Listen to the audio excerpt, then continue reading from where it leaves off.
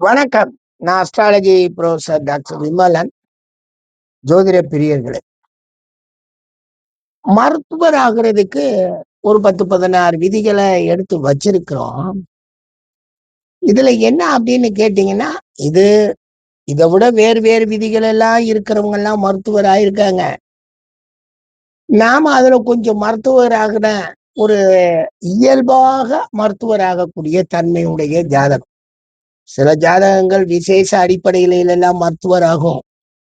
இந்த இயல்பான அடிப்படையில மருத்துவர் ஆகிற விதியில 1ஆம் அதிபதியோ அல்லது 10ஆம் அதிபதியோ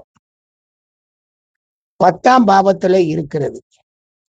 அந்த 10ஆம் பாவம் தென்னா அசுபதி மேஷமாகவோ அல்லது சதயம் கும்பமாகவோ இருந்தால் அவர்கள் மருத்துவர் ஆகிறார்கள்.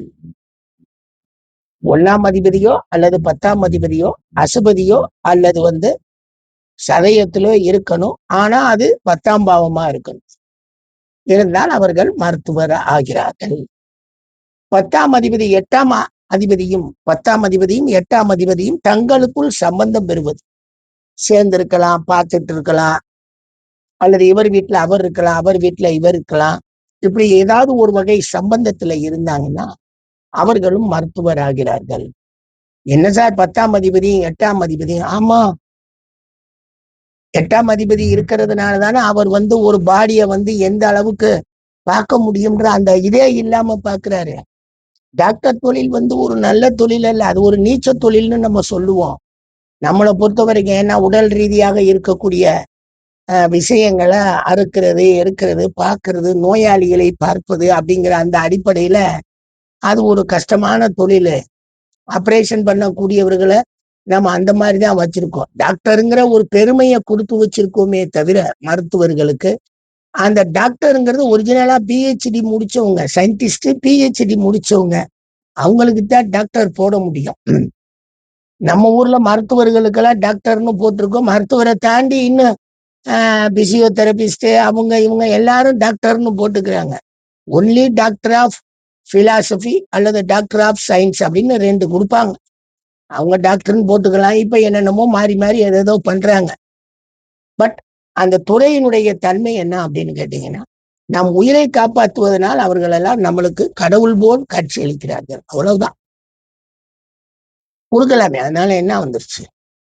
ரைட், டாக்டர்னு சொல்லிட்டு போறோம், நல்லா இருக்கட்டும், நம்மளை காப்பாற்றட்டும். அதுக்கு அடுத்தாப்புல பாத்தீங்க 8ஆம் பாவம்ங்கிறது அது அவங்க பண்ணக்கூடிய அந்த தொழில்முறை அமைப்பினால வர்றது. லக்னத்திற்கோ அல்லது சந்திரனுக்கோ 10ல் கேது இருந்தாலும் மருத்துவர்கள்.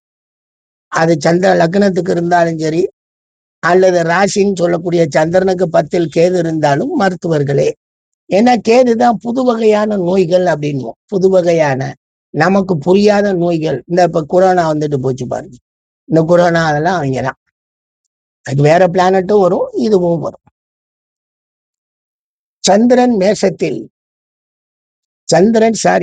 நவாம்சத்தில் மேசம் அல்லது விருச்சிக ராசியில் இருப்பது. சந்திரன் நவாம்சத்தில் மேசத்திலோ அல்லது விருச்சிகத்திலோ இருந்தாலும் அவர்களும் மருத்துவர் ஆகிறார்கள். 4ஆம் அதிபதி 10ஆம் பாவத்தில் இருந்தாலும் மருத்துவர்கள், நல்ல கல்வி கற்ற மருத்துவர்கள். 4ஆம் அதிபதி 10ஆம் பாவத்தில் இருப்பது. சந்திரன் நவாம்சத்தில் மேச விருட்சத்துல போல நம்ம சர்ஜன் குரூப் சொல்வோம்ல, அதுங்க. சூரியனும் சந்திரனும் 10ல் இருந்து அல்லது 10ஆம் பாவாதிபதியுடன் இணைந்து சம்பந்தம் பெறுவது. சூரியன் சந்திரன் 2 பிளானட் சேர்ந்து 10ல் இருக்கலாம், அல்லது 10ஆம் பாவாதிபதியுடன் சம்பந்தம் பெறுவலாம். ஏன் சூரியன் சந்திரன்? இயற்கை மருத்துவர் அவர் தானே, 2 பேர் தானே, சூரியனும் சந்திரனும். அதனால அவங்க 2 பேரையுமே கையில எடுத்துக்கிட்டோம். 10ல் இருங்க தொழில்முறை மருத்துவர், இல்ல நாங்க 10ஆம் அதிபதியுடன் சம்பந்தம் பண்றோம், அப்பா இல்லாட்டினா தொழில்முறைக்காரர்களுக்கு சப்போர்ட் பண்றோம் அப்படின்னு போகுது. நவாம்சத்தின் 10ஆம் அதிபதி, இதுதான் ஒரு சிக்கல். நவாம்சத்துல லக்னம்ங்கிறதே லக்னம் ஏரிய நவாம்சம் தான் நம்ம சொல்லணும். லக்னத்துல 1, 2, 3, 4, 5, 6, 7, 8, 9, 10, 11, 12ங்கிற அந்த அடிப்படையே கிடையாது. ஆனால் சொல்லக்கூடிய ஜோதிடர்கள், சொல்லக்கூடிய சில அமைப்பினர்கள் அதை எடுத்துக்கிறார்.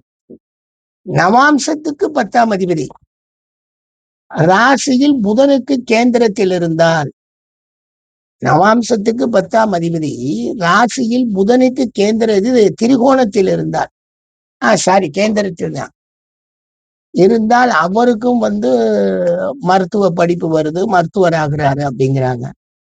10ஆம் அதிபதி நவாம்சத்தில் மிதுனம் கன்னி விருச்சிகத்தில் இருந்தால், 10ஆம் அதிபதி கூட நவாம்சத்தில் மிதுனம் கன்னியில் இருந்தால் அவர்களும் மருத்துவர் ஆகிறார்கள். இது ஒரு பாயிண்ட் எடுத்திருக்கிறேன். இன்னொரு 8 பாயிண்ட் நாளைக்கு சொல்லிடுறேனே. இதுல என்னங்க வருது அப்படின்னு கேட்டீங்கன்னா, சூரியன் வரான், சந்திரன் வரான், லக்னாதிபதி வரான், 10ஆம் அதிபதி வரான், புதன் வரான், அதுக்கு அடுத்தாப்புல நவாம்ச அதிபதிகள் வர்றாங்க. என்ன எல்லாமே கூட்டு கலவையா, எல்லாமே அடிப்படையை உடைக்காம வருவாங்க. இதுல ஒண்ணு மாத்திரம் 10ஆம் அதிபதியும் 8ஆம் அதிபதியும் தங்களுக்குள் சம்பந்தம் பெறுவது, அவர்களும் மருத்துவர் ஆகிறார்கள். இருக்கும் நிறைய சிக்கலான கேசுகள், உயிர் போற கேசுகள், அதை எல்லாம் 8ஆம் பாவம் அவன் போய்கிட்டு இருக்கு. அவனை பிடிச்சி இழுத்து கொண்டாந்து தன் திறமையால் அவனை வாழ வைக்கக்கூடிய அமைப்பெல்லாம் பல மருத்துவ நிபுணர்கள்ட்ட கையில இருக்கு. அழகாக தங்களுக்கு தெரிந்த அடிப்படையில, அனுபவ அடிப்படையில பைபாஸ் அந்த அமைப்புகள்லாம் செஞ்சு காப்பாற்றக்கூடிய அடிப்படையில எல்லாம் வாழ்றாங்க மருத்துவர்கள். அதான் நம்ம மருத்துவர்களுடைய டேலண்ட் எல்லாம் சும்மா சொல்லக்கூடாது. சில நேரங்கள்ல தவறாகுதே தவிர, பல நேரங்கள்ல நம்மளை இன்னைக்கு உயிரோட வாழ வச்சிருக்காங்களே. சுதந்திரம் வாங்கும் போது நம்மளுடைய ஆயுட்கால வயசு 39 தான். ஆனா இன்றைய ஆயுட்கால வயசு எவ்வளவு ஆயிடுச்சுங்க? 69 ஆயிடுச்சு இந்தியர்களுடைய ஆயுசு கால வயது. ஏன் 69க்கு நீட்டுச்சுன்னா, அதெல்லாம் இந்த மருத்துவர்கள்னாலதான். இந்த அலோபதி மருத்துவர்கள் தான் பூரா பேருக்குமே மருந்தை கொடுத்து அவங்க சம்பாதிக்கிறாங்களோ சம்பாதிக்கலையோ அதை பத்தி நம்ம கவலை இல்லை. ஆனா நம்மளை வாழ வச்சிடுறாங்க. நம்மளை வாழ வச்சு அழகா கொண்டு வந்துட்டாங்க. குழந்தை பிறப்பே இல்லைன்ட்டாங்களே.